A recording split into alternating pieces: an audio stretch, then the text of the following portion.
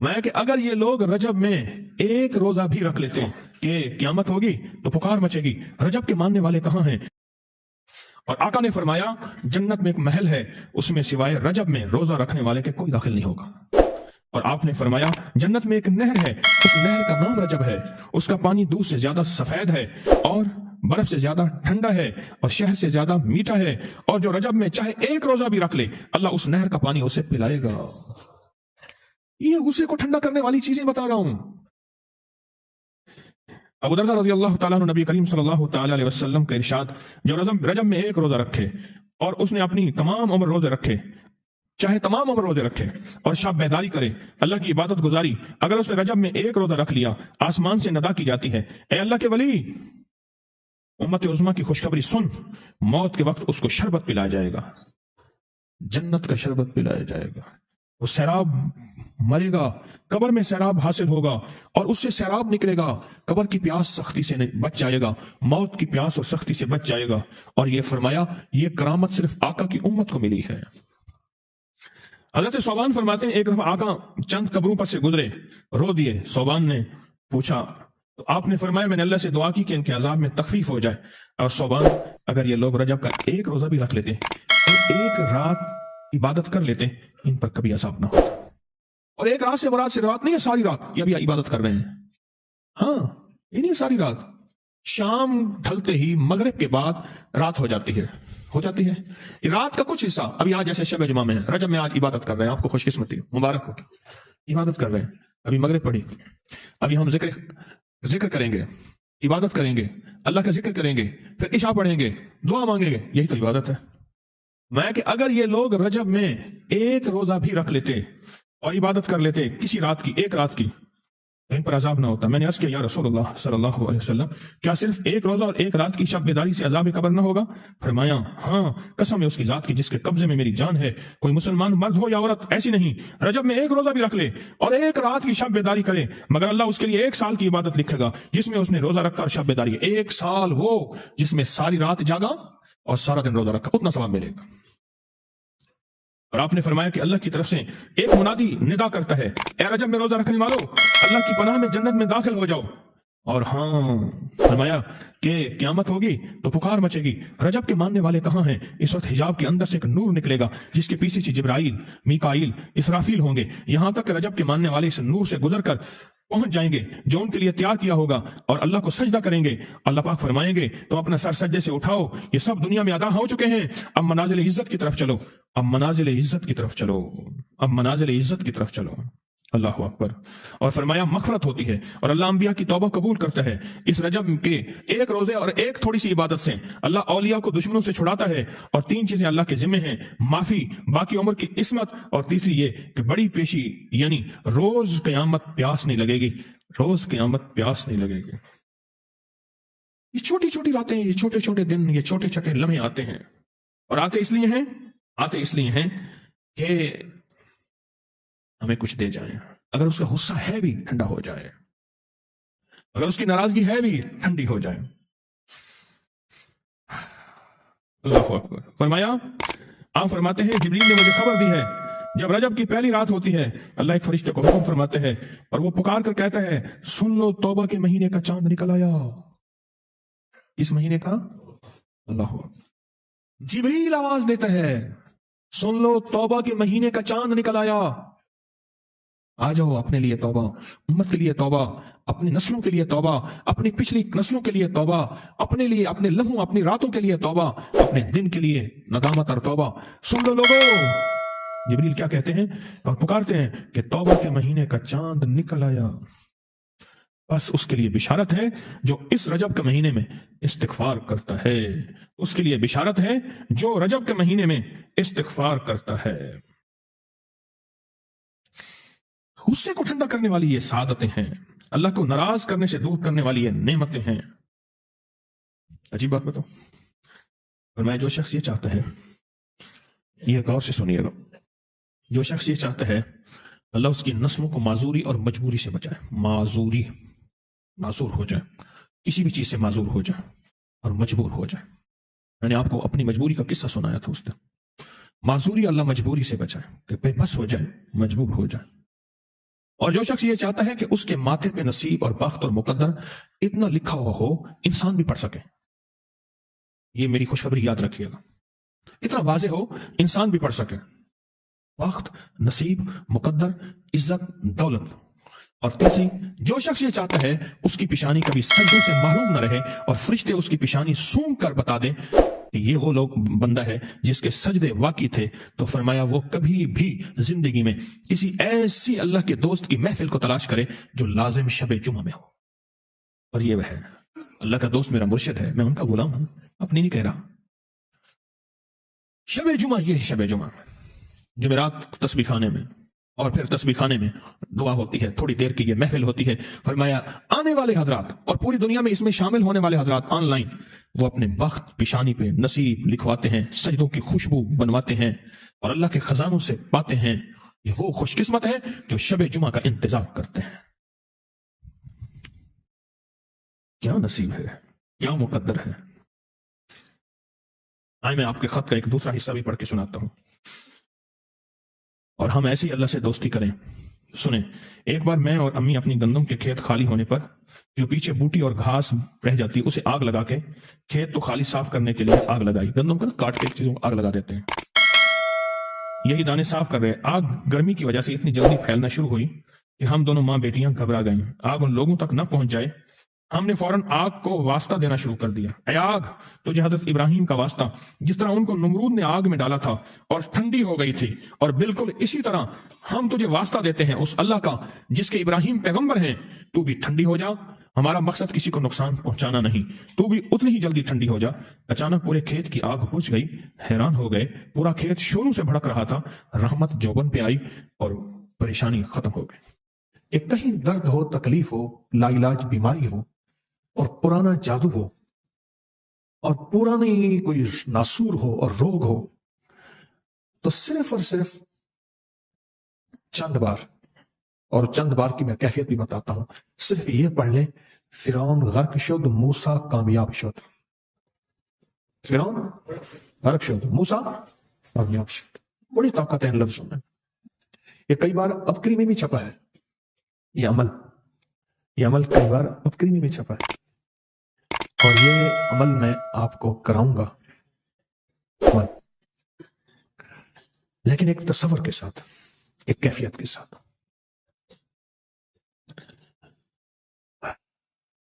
تصور اور کیفیت کے ساتھ، تصور اور کیفیت۔ تصور یہ کریں کہ میری دائیں مٹھی میں اللہ کی رحمت، طاقت اور اللہ کی قوت ہے، مطویات بیمینہ، وما قدر اللہ حق قدرہ والارض جمیعا قبضتہ یوم القیامت والسماوات، اللہ کہتا ہے یہ سارے آسمان میرے دائیں ہاتھ، یمین کہتے ہیں دائیں کو، یہ سارے آسمان میرے دائیں ہاتھ میں ہے، میری قدرت اور طاقت اتنی ہے۔ سبحانہ وتعالی، میرا اللہ پاک ہے، اما یشرکون، کسی شرک اور کسی برابری سے اللہ ہے۔ پہلے ہی تصور کریں کہ میرے دائیں ہاتھ میں اللہ کی رحمت، اللہ کی طاقت اور اللہ کی قدرت ہے، اور میرے بائیں ہاتھ میں سارے روگ اور سارے درد اور سارے جادو اور ساری جنات اور سارے تعویذات اور میرے اوپر ساری بیماریاں اور ساری تکلیفیں ہیں، اور میں نے یہ پڑھ کے اپنے دائیں ہاتھ کو بائیں ہاتھ کی مٹھی کھول کے ایسے مارنا ہے، اور ساری چیزوں کے اوپر بل نقصف بالحق علی الباطل، اللہ کہتے ہیں ہم نے حق کو باطل کے اوپر مارا۔ آگے فائزہ ہوا صاحب، بڑی طاقتور آیت ہے، ہم نے حق کو باطل پہ مارا اور باطل کا بھیجا اٹھا کے ہم نے توڑ دیا، اور بھیجا اس کو ختم کر دیا، اس کو ٹکڑے ٹکڑے کر دیا۔ وَنَقْصِفُ مِنْ حَقِّ عَلَى الْبَاطِلِ، ہم نے حق کو اٹھا کے باطل پہ مارا، اور باطل سمجھتا تھا کہ میرا ساری کائنات پہ، ہم نے کہا نہیں، باطل مکڑی کا چالا ہے، اور مکڑی سمجھتی ہے میں ہر کسی کو پھندے میں پھانس لیتی ہوں، ایک جھاڑو کا تنکا لگتا ہے اور سارا باطل ٹوٹ جاتا ہے۔ یہ سارا باطل میرے اللہ کی طاقت اور قدرت کے سامنے جھاڑو کے تنکے سے بھی بدتر ہے، اور مکڑی کے جالے سے بھی کمزور ہے، اللہ کی طاقت وہ ہے۔ جال حق وزحق الباطل ان الباطل کان زہوقا، یہ سارا جادو باطل ہے، یہ ساری جناتی قوتیں، کالی طاقتیں، یہ سارا ہنومان اور یہ سارا ستھی یہ ساری طاقتیں سب باطل ہے. حق اللہ، ہاں ساری باطل ہے، یہ ساری طاقتیں کمزور ہیں. میرے رب کی طاقت مطویات بیمینہ، میرا اللہ کہتا ہے میرے دائیں ہاتھ کے اندر سارے آسمان ہیں، ساری آسمان، ساری کائنات میرے دائیں ہاتھ میں ہے. والارض جميعا قبضته، زمین پہ میرا سارا قبضہ ہے. وہ پہاڑ، کائنات اور آسمانوں کی بات پوچھتے ہو، میرے اللہ نے کہا وہ تو میری دائیں مٹھی میں ہے، وہ تو میری دائیں مٹھی میں ہے. تم کیا سمجھتے ہو میں کون ہوں؟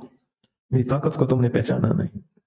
پہلے اللہ نے شکوہ کیا ہم سے، اما قدر اللہ حق کا قدر ہی، میرے بندوں تم نے میری قدر کی ہی نہ جس طرح کرنی چاہیے. اما قدر اللہ، پہلے اللہ نے ہم سے شکوہ کیا. پھر اللہ نے کہا اب کہتے ہیں اللہ آپ ہے کون؟ تو اللہ کہتے ہیں میں. والارض جميعا قبضته، میں وہ ہوں جس کے قبضے میں ساری، اور میں بتاؤں کون ہوں؟ والسماوات مطویات بیمینہ، اور سارے آسمان میرے دائیں مٹھی میں ہے. تمہیں کیا پتا میں کون ہوں؟ دائیں مٹھی میں اللہ کی مدد کو لیں، تصور میں لائیں. چلو چلو سنو، یہ تصور بھی میرا دھوکہ نہیں ہے. چلو اس پہ بھی حدیث سناتا ہوں. میرے بندو میں تمہارے گمان کے مطابق ہوں، جیسے میرے ساتھ گمان کرو گے ویسے معاملہ کرو گے. حدیث قدسی ہے. کیا ہے؟ کیا ہے؟ حدیث قدسی ہے کہ میرے بندو میرے ساتھ جیسے تم گمان کرو گے ویسے تمہارے ساتھ معاملہ کرو گا. گمان کرو کہ اللہ کی مدد میرے ساتھ ہے، اللہ کی طاقت میرے ساتھ ہے، اللہ کی قوت میرے ساتھ ہے. میرے دائیں ہاتھ میں اللہ کی طاقت ہے، اللہ کی مدد ہے، اللہ کی قوت ہے. میرے دائیں ہاتھ میں وہ جو انبیاء کی میں عرض کیا تھا کہ مولا ایک ذرہ ان کی مدد اور برکت کا مجھے عطا کرتے. میرے ہاتھ میں اللہ کی مدد اور طاقت ہے، اور میں جب یہ اللہ کی مدد اور طاقت باطل کے بھیجے پہ ماروں گا تو باطل کا بھیجا اور سر اڑا کے رکھ دوں گا. وہ باطل بیماریاں ہیں، تک ہے، نظر بد ہے، حسد ہے، کینہ ہے، بغض ہے، دشمن کا انتقام ہے، وہ میری ناکامیاں ہیں، وہ میری بند گلیاں ہیں، وہ میری راہیں جدا ہیں، میری راہیں بند ہیں، وہ بیماریوں کے حملے ہیں، وہ جادو کے حملے ہیں، وہ دکھوں کے حملے ہیں، وہ ناکامیوں کے حملے ہیں، وہ اثرات کے حملے ہیں، وہ کسی چیز کے حملے ہیں. وہ سارے کے سارے حملے، وہ سارے کے سارے یہ چیزیں، یہ میں جب ماروں گا ان پہ یہ ساری ٹوٹ جائیں گی. مجھے ایک صاحب کہنے لگے کوئی ایسا عمل بتائیں، کوئی ایسا عمل بتائیں کہ میں چاہتا ہوں میری 7 نسلوں میں رزق ختم نہ ہو جو مہنگائی اور حالات اور پریشانیاں میں دیکھ رہا ہوں. کوئی ہے عمل؟ میں کہا بالکل ہے. اور میں نے اس سے کہا کہ یہ میرے پردادا کے پردادا کا عمل ہے. ان کا یہ عمل ہے، میرے پردادا کے پردادا کا عمل، جو ہماری خاندانی یادداشتوں میں یہ لکھا ہوا ہے، لکھا ہوا ہے. اور فرمایا اگر یہ کوئی بندہ کر لے اللہ نسلوں کا رزق اللہ سے منوا لے. اور میں نے اس سے کہا خیال کرنا رزق کے روحانی ساتھ منوانا، رزق کے روحانی ساتھ منوانا، ورنہ دولت مال چیزیں مل جائے گی جس کے بارے میں کہا جاتا ہے کہ بعض بندے ایسے ہوتے ہیں اللہ پاک ان سے لقمے نہیں چھینتا، سجدے چھین لیتا ہے. اللہ ان سے لقمے نہیں چھینتا. کیوں؟ رزق جسمانی دوسرے لفظوں میں مل رہا ہے اور رزق روحانی اللہ چھین لیتا ہے. یہ جو آج آپ بیٹھے ہیں تسبیح خانے میں اور میں بیٹھا ہوں، یہ ہم روحانی دسترخوان پہ بیٹھے ہیں. یہ بہت بڑا دسترخوان لگا ہوا ہے، یہ دسترخوان ہے. سنا ہے در یار پہ بڑی دھوم ہے، سنا ہے در یار پہ بڑی دھوم ہے، وہاں عاشقوں کا ہجوم ہے. یہ روحانی دسترخوان ہے، میں بھی خود محتاج ہوں. یہ روحانی دسترخوان ہے. تو میں نے اس سے عرض کیا کہ ایک دسترخوان نہیں مانگنا، دونوں مانگنا. رزق روحانی بھی، رزق جسمانی تو اس کو ملتا ہے، اس کو ہی ملتا ہے جس کو کلمہ نصیب نہیں ہوا. رزق جسمانی تو اس کو ہی ملتا ہے جس کو کملی والی کی غلامی نصیب نہیں ہوئی. رزق جسمانی تو اس کو ہی ملتا ہے جس کے ماتھے پہ شقاوت لکھی ہے. رزق جسمانی تو اس کو ملتا ہے جو اللہ کا نافرمان ہے. رزق جسمانی تو اس کو ملتا ہے جو اللہ کے وجود کا انکار کرتا ہے. رزق جسمانی تو اس کو ہی ملتا ہے جو آخرت اور قبر کا انکار کرتا ہے. رزق جسمانی تو اس کو ملتا ہے جو جنات اور برزخ کا انکار کرتا ہے. رزق جسمانی تو اس کو ملتا ہے جو خود کملی والد کی نبوت کا انکار کرتا ہے. وہ تو بے بہا لوگ ہیں، ان کو ملتا ہے. پر تجھے بھی صرف رزق جسمانی ملا اور اللہ سے یہ منوا لیا. نہ یہ نہ منوانا، اللہ سے کہنا ہے اللہ رزق روحانی بھی دے اور رزق جسمانی بھی دے. 2 رزق عطا فرما. کون سا رزق؟ رزق اور رزق جسمانی بھی دے. کہیں ایسا نہ ہو کہ میری نسلوں میں صرف مال دولت اور چیزیں ہوں اور تیرا نام اور تیرے حبیب کا نام نہ ہو، تیرا نام اور تیرے کملی والے کا نام نہ ہو، تیرا نام اور تیرے دوستوں کا نام نہ ہو، تیرا نام اور تیری آل و اصحاب کا نام نہ ہو. کہیں ایسا نہ ہو میں محروم ہو جاؤں. مجھے آل اور محمد اور آل محمد اور اصحاب محمد کی نسبتیں یہ بھی ساتھ عطا کیے رکھ. تو میں نے اس سے کہا کہ 2 چیزیں مانگنا، اچھا قدرت کا نظام ہے تو دیوانے بھی ہوتے ہیں، یقین والے ہوتے ہیں، آپ جیسے آپ مخلص بیٹھے ہیں اور پوری دنیا میں ہمارے ساتھ اس وقت مخلص بیٹھے ہیں جو ہماری آج کی محفل میں شریک ہیں، ہوتے ہیں دیوانے۔ مجھ سے کہنے لگا ایک وقت ایک جگہ ہو، بہت بہتر۔ میں نے اس سے کہا، میں نے کہا پھر بھی اگر ایک وقت ایک جگہ میسر نہ بھی ہو تو اگر عمل کسی وقت چوک جائے، عمل کی جگہ چوک جائے، عمل کا وقت چوک جائے، مجبوری میں نہ ہو تو بہتر ہے، پر توجہ نہ چوکے، دھیان نہ جائے، استحضار نہ جائے، یقین نہ جائے، اور سچا یقین ہو کہ میرا اللہ خود کہتا ہے یہ مانگنا بھی تو اسی نے دیا ہے نا، جب اس کریم نے مانگنا ہی خود دیا ہے تو عطا بھی خود کرے گا۔ نہیں خوف نارے جہیم کا کہ کرم ہے مجھ پہ کریم کا، وہ خود عطا کرے گا مجھے، اس نے مانگنا دیا دے گا۔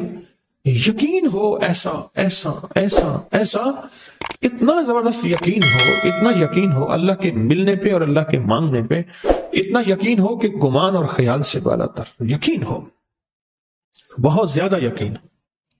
یاد رکھیے گا میری بات، میری طرف دیکھتے رہیں، یاد رکھیے گا جس کو ملا ہے یقین کی طاقت میں ملا ہے، اور جس سے چھنا ہے بے یقینی نے اس سے سب کچھ چھین لیا، بے یقینی نے اس سے سب کچھ چھین لیا۔ جس کو ملا ہے یقین کی طاقت سے ملا ہے، یقین ہو کہ میں کر رہا ہوں اور اللہ مجھے دے دے گا۔ کہا کہ کیسا یقین ہو؟ کہا جیسے بکری کے تھن دودھ سے بھرے ہوئے اور میں کہوں کہ میرے ہاتھ سے دباؤں گا اور دودھ نکلے گا، اس سے زیادہ یقین۔ اور کہا کس سے زیادہ یقین؟ کہا کہ ایک بڑا نوٹ ہو اور بڑا نوٹ کے اندر جو ہے ایک آنے کی چیز آنی ہے، تو میں کہوں گا اس سے تو اس کی نوٹ کے اندر تو ہزاروں آنے ہیں، اور میں ایک آنے کی چیز، ایک ٹکے کی چیز لوں گا اور میرا کام بن جائے گا۔ اس سے زیادہ یقین ہو، اور اس سے کہیں زیادہ یقین ہو کہ سخت پیاس ہے اور میں پانی کو دیکھوں اور پانی کو دیکھتے ہی مجھے یقین ہو کہ اس سخت پیاس میں میرا پیاس بجھ جائے گی، پیٹ بھر جائے گا۔ اس سے کہیں زیادہ یقین ہو۔ میں پھر بھی یقین کو نہیں سمجھا سکا، علم بھی محدود ہے، الفاظ بھی میرے پاس محدود ہیں۔ اس سے کہیں زیادہ یقین ہو، اس سے کہیں زیادہ یقین ہو، اور بہت زیادہ یقین ہو۔ کیا خیال ہے آپ چاہیں گے اپنی نسلوں کے لیے بخت، رزق، نصیب اور مقدر منوا لیں؟ میں نے کہا روزانہ 40 منٹ بیٹھ، 40 منٹ صبح دوپہر شام، جو تیری تنہائی کا وقت ہو، کہ یا اللہ دنیا میں ایسی جگہ کوئی کہیں ہوتی، اکیلے بیٹھے رہتے یاد تیری دل نشیں ہوتے، اکیلے بیٹھے رہتے یاد تیری دل نشیں ہوتے، اور بس صرف ایک بار سورۃ فاتحہ پڑھ، اور اس کے بعد ایاک نعبد و ایاک نستعین کو دہرا۔ تو میں نے اسے عرض کیا کہ بس اس کو وجدان سے پڑھ، ایسے پڑھ کے رونگٹے کھڑے ہو جائیں، آنسو بہنے لگ جائیں، دل کے اندر کا درد اور دل کا اندر کا غم اور اللہ کے سامنے حاضری، استحضار، اور یہ کیفیتیں تیری ہوں کہ بس اس کے علاوہ کوئی مجھے یاد نہ رہے۔ اس در سے پڑھو 40 منٹ۔ 40 کی عدد کے ساتھ کائنات کے رازوں کا بڑا تعلق ہے۔ 40 کا جو عدد ہوتا ہے، بس 40 کے عدد کے ساتھ پڑھ، اور بہت توجہ سے پڑھ، اور بہت دھیان سے پڑھ، بہت توجہ سے روز پڑھ۔ مجھ سے کہنے لگا کتنے دن پڑھوں؟ تو میں نے اس سے کہا مجھ سے یہ دن نہ پوچھ، تیرا دل خود بولے گا کہ فیصلے ہو گئے ہیں، بس ختم، دل خود بولے گا۔ یہ بتائیں کہ پیٹ بھرتے ہوئے کوئی گھنٹی بجتی ہے، دل خود بولتا ہے کہ پیٹ بھر گیا۔ پیاس میں بھی کوئی کہتا تو نہیں ہے کہ آپ کی پیاس بجھ گئی ہے، وہ دل خود بولتا ہے کہ بس اب پانی کی ضرورت نہیں ہے۔ نیند سے دل بھر جائے تو بس دل بولے بس اب سو لیا، وہ اٹھے۔ اسی طرح دل خود بولے، دل خود بولے، کیا بولے؟ دل خود بولے، اور دل اندر بولے، دل اندر بولے کہ اللہ پاک جل شانہ نے نسلوں کے لیے اس کی عزت، دولت، برکت کے فیصلے کر دی، بس دل بولے۔ کتنے دیر کر؟ اب یہ تیری اپنے مانگنے میں ہے، اب یہ تیری اپنے مانگنے میں ہے۔ مانگنے میں کمی ہے تو دل نہیں بولے گا، اگر مانگے گا تو پتہ نہیں دنوں میں یا ہفتوں میں، جتنے دنوں میں فیصلہ ہو جائے گا۔ میرے پاس ایک خط آیا چکوال سے، پھر میں نے اس کی تحقیق کی، وہاں چکوال میں آنا جانا ہوا، اب تو سفر کوشش کرتا ہوں، میں نے تو دعا شروع کی اللہ میرے عافیت کے ساتھ سفر ختم فرما، میں نہیں کر سکتا۔ ہوا یہ، ایک ہیڈ ماسٹر تھے، ہندو ہیڈ ماسٹر تھے، تو انہوں نے دیکھا کہ بچیاں جو ہیں، اسکول کے ہیڈ ماسٹر تھے، اسکول بچیوں کا تھا، ان کے زیر نگرانی بچیوں کا اسکول بھی تھا، بچوں کا بھی تھا، وہ دونوں کا ہیڈ ماسٹر تھے، اور وہاں خاتون نگران تھی، یعنی وہ خاتون ہیڈ ماسٹر تھی، یہ بڑے افسر تھے۔ ایک بچی دوسری بچی کے ساتھ بیٹھی، کچھ چیز اس کی گم ہو جاتی تھی، کہتے لا الہ الا اللہ محمد رسول، دیکھو میری قلم گم ہو گئی، دوات گم ہو گئی، لا الہ الا اللہ محمد رسول، دیکھو میری دوات۔ اچھا سبق یاد نہیں ہے، کلمہ پڑھ کے کہتی آج میرا سبق یاد نہیں، اعمال کر کے اس کی زبان پہ کلمہ تھا۔ ہندو بچی تھی، وہ ساتھ بیٹھتی تھی، اس نے پڑھنا شروع کر دیا، وہ بھی کہتی جب میں یہ کلمہ پڑھتی ہوں مجھے سبق یاد ہو جاتا ہے، کلمہ پڑھتی ہوں میرا فلاں چیز گم شدہ وہ مل جاتی ہے، سب یہ پڑھتی ہوں یوں ہو جاتا ہے، یعنی ناممکن ممکن ہوتے ہیں اور ضروریات پوری ہوتی ہیں۔ ایک تو بچی نے کہا کہ میرے پتا ماتا، میرے ماں باپ تو کلمہ نہیں پڑھتے۔ اس نے کہا تم ہندو ہو، ہم ایک اللہ کی پوجا کرتے ہیں، یہ کلمہ ہمارا ہے۔ کہا کہ اگر میں بڑی ہو گئی، سکول سے پھر ہم بڑے ہو گئے، تیری بھی شادی ہو جائے گی، میری بھی ہو جائے گی، پھر یہ کلمہ، انہوں نے کہا میں پڑھتی رہوں گی، تو نہیں پڑھ سکے گی۔ بچی رو پڑی، تو کہا میں ساری زندگی یہ کلمہ نہ چھوڑوں، کہا تو مسلمان ہونا پڑے گا۔ تو مسلمان ہونے کے لیے کیا کرنا پڑے گا؟ کہا کچھ بھی نہیں، اس کلمے کو دل سے مان لو اور کہے میں مسلمان ہوں، اور بس اس کو پڑھتی رہو۔ تو کہا ماں باپ کو جواب دوں؟ کہ ماں باپ کو نہ بتانا کہ میں مسلمان ہوں، ماں باپ کو نہ بتانا۔ یہ خط میرے پاس آیا کوئی آج سے 15-18 سال پہلے کم و بیش۔ پھر میں وہاں گیا تو میں نے اس کے احوال پوچھے، تو مجھے انہوں نے احوال بتایا کہ یہ واقعہ سچ ہے، اور بلکہ اس کی مزید تفصیلات تھی۔ اب دل کی دنیا کھل گئی۔ بچی کے منہ سے نا بے ساختہ گھر میں جب کوئی چیز گم ہو جاتی یا انہونی سی کیفیت ہوتی یا کوئی ایسی چیز ناممکن ہوتی تو بچی بے ساختہ منہ سے کلمہ پڑھتی۔ ماں کہے لگی یہ کیا کر رہی ہے؟ یہ تو بیٹی مسلم کا کلمہ ہے، ان کا لفظ ہے، ہم تو بھگوان کے ماننے والے ہیں، بیٹی یہ کیا کر رہی ہے؟ بیٹی نے کچھ عرصہ یہ کہا کہ امی ساتھ میرے مسلمانوں کی فلاں فلاں کی بچی ہے، وہ پڑھتی ہے تو وہ ایسا کرتی ہے تو میرے منہ میں پختہ ہو گیا ہے، ہم تو بھگوان کے ماننے والے ہیں۔ لیکن کچھ عرصے میں ماں نے محسوس کیا کہ اس کے اندر کی کیفیت مسلمان والی ہے، اور ایک دفعہ ماں نے اس کو چھپ کے نماز پڑھتے دیکھا، بہت مارا، بہت مارا، باپ آیا اس نے مارا، آخر کار جب مار ہو گئی تو اس نے کہا جو کلمہ مار پڑھنی تھی پڑھ گئی، میں تو مومن ہو گئی، میں اسلام لے آئی۔ اس کا اسکول جانا بند کر دیا، اس کو گھر میں قید کیا، اور قید کی سختیاں کہ یہ چھوڑ دے۔ پھر کیا نرمیاں، محبتیں، یہ کر لو، یہ ملے گا، یہ دیں گے، اور نے کہا نہیں، اللہ محبب الینا الایمان، اللہ یہ کلمہ اور ایمان میرے لیے ہر چیز سے زیادہ محبوب کر دے، وزینہ فی قلوبنا، اور میرے دل میں اتنا مزین اور منور ہو جائے کہ اس کے علاوہ میرے دل کا کوئی اور زیور ہو ہی نہ، یہی میرا زیور ہو۔ وَقَرَّ إِلَيْنَا الْكُفْرَ وَالْفُسُوقَ وَالْعِصْيَانَ، اور اس کی وجہ سے ساری چیزوں سے مجھے کراہت ہو جائے، وہ کفر ہے، فسوق ہے، وہ عصیان ہے، وہ خطائیں ہیں۔ وَجَعَلْنَا مِنَ الرَّاشِدِينَ، اللہ ایسے لوگوں سے میں شامل کر دے جنہیں تو نے رشد و ہدایت دی ہے۔ وَجَعَلْنَا مِنَ الصَّالِحِينَ، ایسے لوگوں میں شامل کر دے جو تیرے رجسٹر میں نیک بندے یا تیرے ولی ہیں ان میں شامل کر دے۔ آخر کار انہوں نے بچی کو زہر دے دیا اور بچی مر گئی، گھر کے اندر اس کو دفن کر دیا، اور اطلاع کی کہ سکول گئی تھی، کوئی اغوا کر کے لے گیا۔ رونا پیٹنا رہا، گھر میں پریشانی رہی، گھر کے اندر کے کمرے میں اس کو جو ہے وہ دفن کر دیا۔ سالہ سال گزر گئے، قصہ پاری نہ ہو گیا، لوگ بھول بھال گئے، یہ کیا ہوا، کیسے ہوا، سب کچھ بھول گئے۔ بھولنے بھالنے کے بعد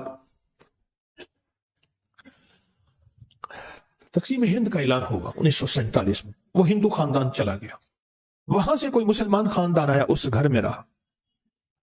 1952 میں وہ جگہ کمزور ہو گئی جہاں انہوں نے دفن کر کے اس کو، قبر تو بنائی تھی، گڑھا کھود کے بس دفن کر دیا۔ ہوا یہ کہ ایک بڑی الماری اٹھانے لگے تو الماری نیچے دھس گئی، اینٹ نیچے دھس گئی، اور اینٹ کو بناتے ہوئے بہت ساری اینٹیں دھس گئیں، اور پورا جسم کا قبر کا نقشہ بن گیا اینٹیں دھسنے میں، کہ محسوس ہوا کہ یہاں کوئی گڑھا کھودا گیا ہے، پورا نقشہ بن گیا۔ اور انہیں کھولا جو مقامی مسلمان رہتے تھے ان میں سے ایک صاحب کو اطلاع ملی تو انہوں نے کہا لگتا یہ ہے کہ یہ اسی بچی کی قبر ہے۔ عام تو ہم بھی شک میں تھے کہ بچی ایک دم غائب کیسے ہو گئی، یہ اسی کی قبر ہے۔ کھودا تو اس کی میت بالکل ٹھیک ٹھاک پڑی ہوئی تھی، ہر چیز صحیح پڑی ہوئی، ہر چیز صحیح پڑی ہوئی تھی۔ اس کو اٹھایا، علماء سے پوچھا، جو بھی تدفین کی ترتیب تھی اس کو مسلمانوں کے قبرستان میں دفن کیا۔ رات کو اس خواب میں آئی اس خاتون کی جس نے پہچان کی تھی کہ یہ ہمارے پڑوسی تھے، عمر کی بڑی خاتون تھی، اس طرح سے یہ ہوا، پہچان خواب میں آئی کہ میں جس وقت آپ نے مجھے اٹھایا تھا میں اس وقت بھی کلمہ پڑھ رہی تھی، اور جس وقت مجھے زہر دیا گیا تھا، میرے ماں باپ نے مجھے زہر دیا تھا، اس نے خود بتایا مجھے زہر دیا تھا اور میں نے کلمہ نہیں چھوڑا تھا، اور سارا قصہ سنایا، میں نے اس طرح سختیاں برداشت کی، اور پھر مجھے زہر دیا اور مجھے علم تھا یہ کھانے میں زہر ہے۔ ان کی آنکھیں، ان کی کیفیت میرے ماں باپ کی بتا رہی تھی، جس میں میرے لیے نفرت بھی تھی اور درد بھی تھا۔ تھی تو اولاد تو تھی، اور کہا میں نے وہ زہر لے رہی تھی اور کہہ رہی تھی کہ اللہ اس زہر سے اگر میں مر جاؤں تو میری کلمے والی موت مجھے عطا کرنا، اور مجھے کلمے والی موت ملی، اور آج اللہ کی نعمتوں میں جنت میں ہوں۔ بس ایک افسوس ہے، وہ افسوس یہ ہے کہ میرے ماں باپ میرے ساتھ جنت میں نہیں آ سکیں گے، وہ کلمے کی موت نہیں مرے۔